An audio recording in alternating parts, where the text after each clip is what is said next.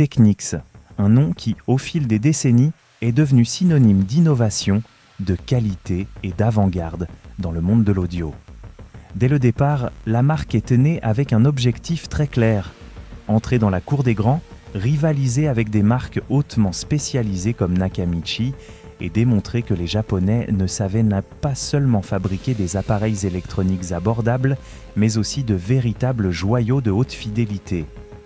Avec le temps, la marque n'a pas seulement fabriqué des équipements de son, elle a laissé une empreinte dans la culture musicale de plusieurs générations, conquérant des salles de concert, des foyers modestes, des stations de radio et même des clubs nocturnes de New York et de Berlin, où les DJ ont fait de Technics un véritable instrument de musique. Mais Technics n'est pas né comme une marque indépendante, c'est une création de Matsushita Electric Industrial Corporation, le géant japonais qui prendra plus tard le nom de Panasonic. Dès sa naissance, Technics a été conçu comme une marque spécialisée au sein du groupe Matsushita, destinée aux équipements de son haut de gamme. En d'autres termes, c'était la facette audiophile et la plus exclusive d'une entreprise qui visait déjà le sommet du monde de l'électronique. Le premier produit portant officiellement la signature Technics arrive en 1963 et ce n'était ni une platine vinyle, ni un amplificateur mais un orgue électrique, le SX601. Un instrument volumineux au design complexe pensé pour des professionnels qui avaient besoin d'un son stable et puissant.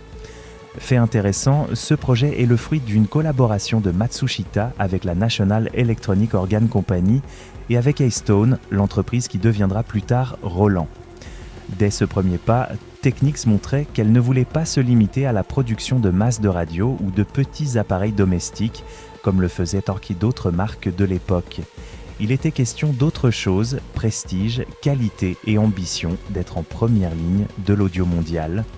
À peine 2 ans plus tard, en 1965, la marque fait un saut stratégique vers le grand public en présentant ses premières enceintes domestiques, les EAB 1204. Elles étaient relativement petites, 2 voix avec un woofer de 12 cm et un tweeter en forme de pavillon logé dans un coffret compact et élégant.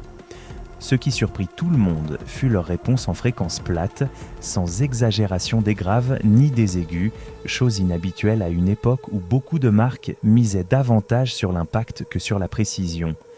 Ces enceintes furent relancées peu après sous la référence SB 1024, mais elles sont restées dans la mémoire collective comme les Technics 1, la première brique de ce qui deviendrait bientôt une légende. En 1966, Technics franchit une nouvelle étape qui l'éloigna définitivement de la concurrence et la plaça sur le radar des audiophiles les plus exigeants. La marque lança 2 composants qui semblaient sortis d'un laboratoire d'élite, le préamplificateur 10A et l'amplificateur de puissance 20A. Ce n'étaient pas des appareils pour tout le monde. Ils s'appuyaient sur des conceptions peu conventionnelles et utilisaient en plus pas moins de 20 lampes pour fonctionner, ce qui transmettait à la fois puissance et sophistication. C'étaient des machines imposantes, encombrantes, qui imposaient le respect. La même année, Technics présenta une platine vinyle qui attira immédiatement l'attention.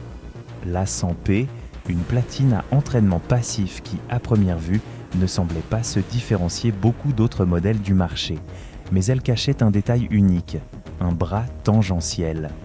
Alors que la plupart des platines faisaient parcourir au diamant le vinyle en arc de cercle, ce design le déplaçait en ligne droite, imitant le mouvement des bras des machines professionnelles qui gravaient les disques en studio. Le résultat était un son avec moins de distorsion, plus fidèle à l'enregistrement original. Avec ses premiers pas, Technics affichait clairement sa philosophie, prendre des risques, innover et créer des produits qui faisaient une vraie différence dans l'expérience d'écoute. En 1968, Technics surprit de nouveau avec le lancement du préamplificateur 30A, un appareil qui incorporait une technologie novatrice pour l'époque, le système SEPP, conçu pour réduire la distorsion et améliorer le rapport signal-bruit. Dit simplement, la musique sonnait plus propre, avec moins d'interférences et une fidélité bien supérieure à ce que proposaient d'autres appareils du marché. Ce modèle se distinguait aussi parce qu'il offrait des corrections de réponse en fréquence considérées alors comme très avancées, rapprochant le son domestique de standards quasi professionnels. À peine un an plus tard, en 1969, arriva un autre tournant crucial. Technics abandonna les lampes qui avaient dominé l'audio pendant des décennies et se lança pleinement dans l'ère des transistors. Le protagoniste de ce saut fut l'amplificateur intégré 50A, le premier entièrement à transistor de la marque. Pour de nombreux audiophiles, ce fut un point de non-retour.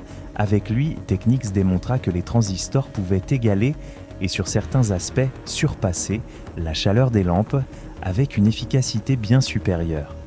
Cet amplificateur introduisit également la technologie OCL propre à la firme qui supprimait les condensateurs de sortie, un détail technique qui se traduisait par quelque chose de très simple pour l'utilisateur, une réponse en fréquence plus linéaire, autrement dit, un son plus naturel et équilibré. Mais l'invention qui inscrivit réellement Technics dans les livres d'histoire arriva en 1970. Cette année-là, sous la direction de l'ingénieur Shuichi Obata, la marque présenta la première platine vinyle à entraînement direct au monde, la Technics SP10. Jusqu'alors, la plupart des platines fonctionnaient avec courroie ou poulie, ce qui provoquait de légères instabilités de vitesse de rotation. Obata changea la donne, son moteur entraînait directement le plateau, assurant une rotation stable, des vibrations minimales et une fiabilité si élevée que la SP10 fut immédiatement adoptée par des stations de radio et des studios professionnels. C'était un appareil si robuste qu'il pouvait fonctionner en continu, jour et nuit, sans perdre en précision, chose impensable sur d'autres modèles de l'époque. La même année, Technics présenta aussi sa première platine cassette de grande diffusion, la RS275U, qui utilisait des têtes de haute précision et un système d'entraînement direct pour réduire le redouté wow and flutter, ces fluctuations qui ruinaient tant d'enregistrements domestiques. Avec ces deux lancements, Technics n'innovait pas seulement. La marque consolidait sa réputation de pionnière, toujours un pas d'avance. En 1971, Technics marqua à nouveau les esprits avec la sortie de la platine SL1100, un modèle doté d'un moteur puissant et d'une stabilité exceptionnelle. Sa qualité fut telle qu'elle franchit vite les frontières et arriva entre les mains d'un jeune Jamaïcain récemment émigré à New York, Clive Campbell, connu sous le nom de DJ Kool Herc. Il l'utilisa lors de fêtes de quartier dans le Bronx, posant les bases d'un nouveau mouvement culturel qui allait changer l'histoire de la musique, le hip-hop. À peine un an plus tard, en 1972, Technics lançait ce qui allait devenir son produit le plus emblématique, la SL1200, développée par la même équipe de Shuichi Obata. Ce qui avait commencé comme une platine de haute fidélité se transforma en standard absolu pour les DJ. Son moteur de précision, capable de maintenir une vitesse stable même sous un usage intensif, la rendait parfaite pour expérimenter de nouvelles techniques. L'une d'elles était le scratching, cet effet caractéristique qui consiste à faire avancer et reculer manuellement le vinyle. Grâce à la SL1200, cette technique passa de la curiosité à une composante essentielle de genres comme le hip-hop et la musique électronique. En 1979, Technics alla encore plus loin avec la SL1200MK2, qui ajoutait un contrôle de pitch via un curseur permettant d'ajuster précisément la vitesse de rotation. Cette amélioration la rendit encore plus polyvalente et consacra son règne dans les clubs, studios et cabines de DJ du monde entier. Pendant des décennies et encore aujourd'hui, la SL1200 est considérée comme la platine par excellence, non seulement une platine vinyle, mais un symbole culturel. La première moitié des années 70 fut une période de véritable décollage pour Technics. En 1972, la marque présenta un duo qui impressionna les amateurs de son, le SU10000 et le SE10000, un préamplificateur et un amplificateur de puissance qui, ensemble, délivraient une force sonore énorme, 200 watts par canal, chose hors du commun à l'époque. C'étaient des appareils massifs, solides, presque au look militaire, qui inspiraient l'idée d'une fiabilité absolue. En parallèle, Technics expérimentait avec les enregistreurs à cassette. La même année, la RS 277 US introduisait la grande nouveauté de l'autoreverse, c'est-à-dire la possibilité de lire automatiquement l'autre face de la cassette sans que l'utilisateur ait à la retourner. En 1973, la marque franchit une étape supplémentaire avec la RS 279 US, son premier magnétophone à 3 têtes, ce qui signifiait en pratique une qualité d'enregistrement plus élevée et la possibilité d'écouter tout en enregistrant. Et elle n'oublia pas les enceintes. La même année, Technics présenta le SB1000, un système énorme et lourd, plus de 50 kg l'unité, utilisant des matériaux de grande qualité et un coffret épais en plusieurs couches de bois pour réduire les vibrations. Le résultat était un son plus propre et plus puissant que ce que beaucoup avaient entendu jusque-là à la maison. En 1974, Technics surprit encore avec la platine SL 1300, un modèle totalement automatique et à entraînement direct, ce qui signifiait que le moteur entraînait le plateau directement, garantissant plus de précision et moins d'usure. En 1975, la marque présenta le SU 8600, un amplificateur très reconnaissable à sa façade métallique, accompagné d'autres modèles de la même série qui héritaient de la puissance de la gamme la plus exclusive, mais à un prix un peu plus accessible.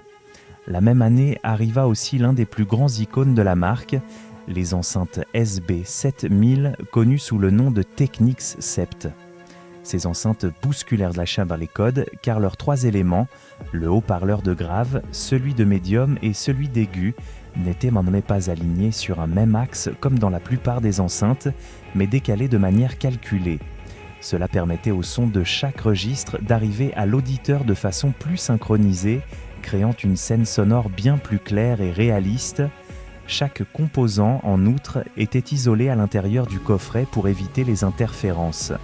Le résultat était un son limpide avec des voix et des instruments semblant se placer devant l'auditeur dans un espace défini, chose étonnante pour un équipement domestique du milieu des années 70. En 1976, Technics prit à nouveau des risques avec quelque chose de différent. L'L-cassette, un nouveau format de cassette qui promettait de révolutionner la manière d'écouter la musique. C'était en substance une cassette, mais de grande taille, avec une bande plus large et une vitesse de lecture plus élevée, ce qui se traduisait par une meilleure qualité sonore. Le modèle RS 7500U fut chargé de le promouvoir, mais le public ne l'adopta jamais vraiment. Peu pratique, trop volumineux et justement ces années-là, les gens commençaient à privilégier la portabilité à la qualité. L'L-cassette fut abandonné en 1979, mais il resta comme un exemple de l'esprit innovant de Technics. La même année, toutefois, la marque lança d'autres appareils qui firent date, comme la platine RS 690 U RS 9900, composée de 2 unités séparées avec plusieurs moteurs et un système de réduction de bruit qui améliorait l'écoute. C'était un design clairement destiné aux audiophiles à la recherche du meilleur pour l'enregistrement sur cassette. Parallèlement, Technics sortit la RS 1500U, un magnétophone à bande qui offrait différentes vitesses de lecture et une précision quasi professionnelle. Avec ses paris, certains couronnés de succès et d'autres moins, Technics s'affirmait comme une marque à la personnalité très marquée. Audacieuse, innovante et sans peur d'essayer de nouvelles choses, même si le marché n'était pas toujours prêt. En 1977, Technics coupa le souffle au monde de l'audio avec la présentation du SE-A1, un amplificateur qui semblait sorti d'un laboratoire de science-fiction. C'était un appareil démesuré. Il pesait plus de 50 kg et était conçu pour travailler avec une puissance colossale de 350 watts par canal, ce qui, à l'époque, paraissait presque exagéré pour un équipement domestique. Sa présence imposait le respect. Sur la façade se distinguaient 2 énormes indicateurs à aiguilles, les classiques vue-mètre, qui dansaient au rythme de la musique et donnaient l'impression de piloter une machine industrielle plutôt qu'une simple chaîne hi-fi. À ses côtés, on proposait le SUA2, un préamplificateur fonctionnant en classe A, gage d'un signal extrêmement propre et sans distorsion. Ensemble, le SEA1 et le SUA2 devinrent le duo rêvé des audiophiles les plus exigeants et entrèrent dans l'histoire comme l'un des ensembles les plus exclusifs et puissants des années 70. L'arrivée des années 80 apporta une véritable révolution dans la façon d'écouter la musique, le disque compact. En 1983, Technics monta dans le train de la modernité en présentant son premier lecteur de CD, le SL-P10. C'était un appareil lourd, solide, avec un tiroir robuste et un design qui inspirait confiance.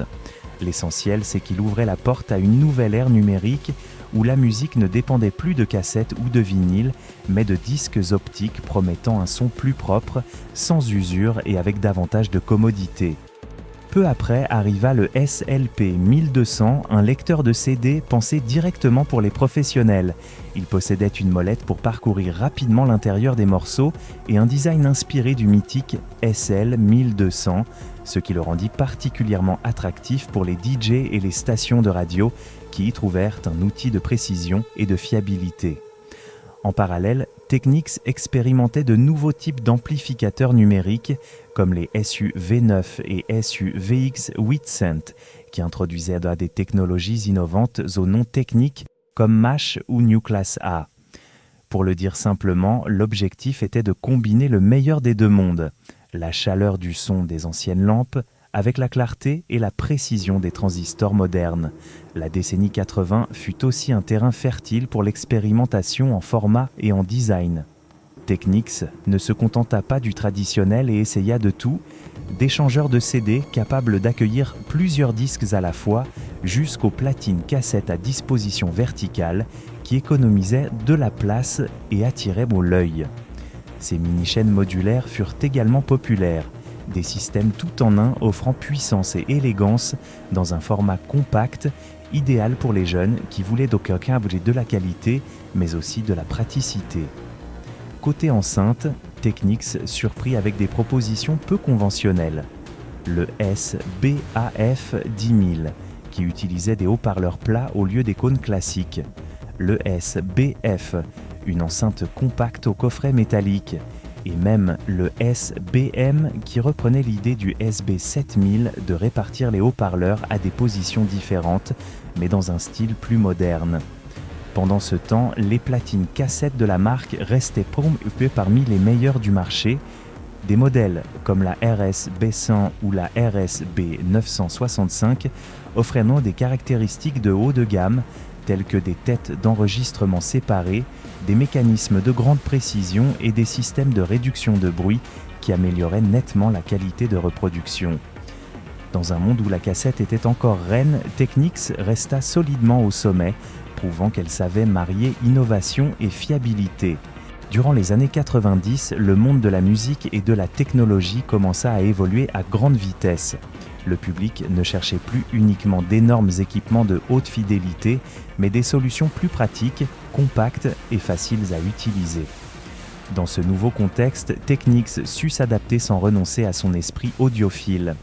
La marque lança des amplificateurs AV intégrant plusieurs fonctions en un seul appareil, des lecteurs de CD toujours plus aboutis, des mini-chaînes très populaires auprès des jeunes et aussi des systèmes de home cinéma qui permettaient de vivre l'expérience des films avec son surround directement dans le salon.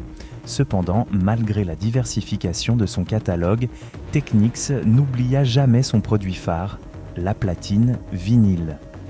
La légendaire SL 1200 continua d'évoluer en versions améliorées, MK3, MK4, MK5 et MK6, qui furent fabriquées jusqu'en 2008. Chacune apportait des gains de stabilité, de fiabilité et de contrôle, et avec le temps, la SL 1200 s'imposa définitivement comme le standard universel des DJ, utilisé dans les discothèques, festivals et cabines du monde entier. Mais entre-temps, sa maison mère, Panasonic, commença à orienter la marque vers un public plus généraliste. Les équipements purement destinés aux audiophiles perdirent en protagonisme au profit de produits plus grand public, et en 2010 survint un coup symbolique, la production de la SL 1200 fut officiellement arrêtée. Pour beaucoup, cette annonce sonna comme la clôture d'un chapitre historique, la fin d'un âge d'or où Technics avait régné sans rival dans les cabines de DJ. Mais l'histoire n'était pas terminée. En 2014, au salon technologique IFA de Berlin, Panasonic surprit le monde en annonçant la renaissance de Technics. L'entreprise lança 2 nouvelles séries, la Reference Class R1 destinée aux audiophiles haut de gamme avec amplificateur, préamplificateur, lecteur réseau et enceinte de tout premier niveau, et la Premium Class C700 plus accessible, pensée pour un public large mais avec l'essence sonore de la marque. En 2016 arrive le retour le plus attendu, la SL1200G, une platine vinyle qui retrouvait la philosophie du classique tout en adoptant un design moderne et des technologies de nouvelle génération. Peu après apparurent des modèles plus abordables comme la SL1110GR ou la SL1500C, destinés à la fois aux amoureux de musique et aux DJ, ce qui permit à la marque de regagner une certaine notoriété sur la scène du vinyle. La Renaissance atteignit son point culminant avec le lancement de la SL1000R, une platine de référence conçue à partir de zéro mais inspirée de la légendaire SP10. Son châssis robuste, ses systèmes avancés de stabilisation et sa précision absolue de rotation en firent une pièce de collection pour des systèmes de très haut niveau. En parallèle, Technics se réinventa aussi sur le terrain numérique en présentant le SUR1000, un amplificateur entièrement numérique avec des innovations comme le moteur Geno et le système LAPC, conçu pour adapter le son à chaque enceinte connectée. La marque ajouta également des lecteurs réseau comme le SLG700M2, des tout-en-un comme le SAC600 et des enceintes modernes comme les colonnes SBG90M2 et les plus compactes SBC6N. Ces lancements démontraient même que Technics restait capable de proposer des produits de grande qualité avec le style caractéristique qui l'avait rendu célèbre. Cependant, il est important de reconnaître que cette renaissance, bien que réussie, n'a pas rendu à Technics le rôle absolument central qu'elle avait autrefois. À l'ère analogique, la marque a dominé le monde de l'audio, fixant des standards en platine vinyle, amplificateur et enceinte. Aujourd'hui, sur un marché dominé par l'audio numérique, la concurrence de nouvelles marques et l'évolution des habitudes de consommation ont permis à Technics de retrouver de la pertinence, mais plus avec la même puissance qu'antan. Son prestige actuel tient à la fidélité de DJ professionnels, de collectionneurs et d'audiophiles qui apprécient la tradition et la qualité de la marque, mais son succès est plus limité et sélectif par rapport à son âge d'or. En définitive, Technics n'occupe plus le trône qu'elle a jadis tenu, mais reste un nom respecté et aimé, un symbole d'excellence dans un monde qui ne cesse d'évoluer. Et voilà pour l'histoire de cette marque légendaire.